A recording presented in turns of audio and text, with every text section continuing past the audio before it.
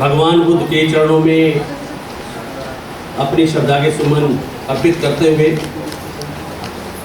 महानतम भारतीय नारी के उद्धारक, संविधान निर्माता, परम पूज्य बाबा साहब डॉक्टर भीमराव अम्बेडकर जी को नमन करते हुए आज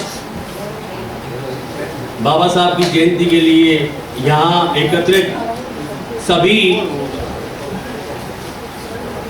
अधिकारीगण, इस मंच को आज ये कार्यक्रम आयोजित करने वाले सभी कार्यकारिणी के सदस्य, विद्वान साथियों, मुझे कुछ समय बोलने के लिए आमंत्रित किया है, आपका धन्यवाद। मैं अपनी बात एक छोटी सी कविता के माध्यम से आप सबके सम्मुख रखना चाहूँगा। आज मेरे देश को बाबा साहब चाहिए।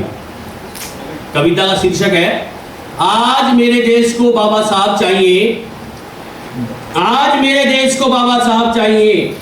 1.5 अरब की इस भीड़ में आदमी कोई खास चाहिए। आज मेरे देश को बाबा साहब चाहिए। गरीबों को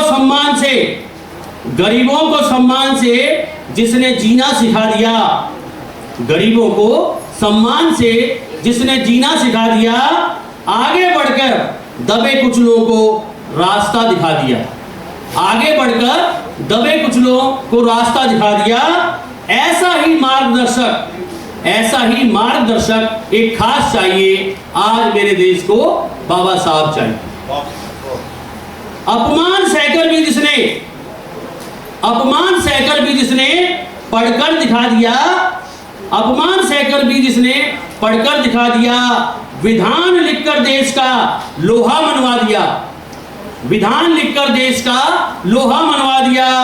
ऐसा ही भीम सा एक लाल चाहिए। आज मेरे देश को बाबा साहब चाहिए। आज मेरे देश को बाबा साहब चाहिए। धो दे जो इस देश से जाति और धर्म के कलंक को, धो दे इस देश से जाति और धर्म के कलंक को, बहा ले जाए अपने साथ जो ढोंग और पाखंड को, बहा ले जाए अपने साथ जो ढोंग और पाखंड को।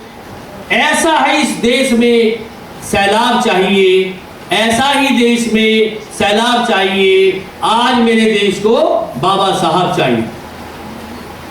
पन्नों पर जिसके प्रेम और अहिंसा की बात हो, पन्नों पर जिसके प्रेम और अहिंसा की बात हो, बुद्ध द्वारा दिखाए धम्म की केवल और केवल बात हो, बुद्ध द्वारा दिखाए धम्म की केवल और केवल बात हो। ऐसा ही मेरे देश को धार्मिक ग्रंथ चाहिए। आज मेरे देश को बाबा साहब चाहिए।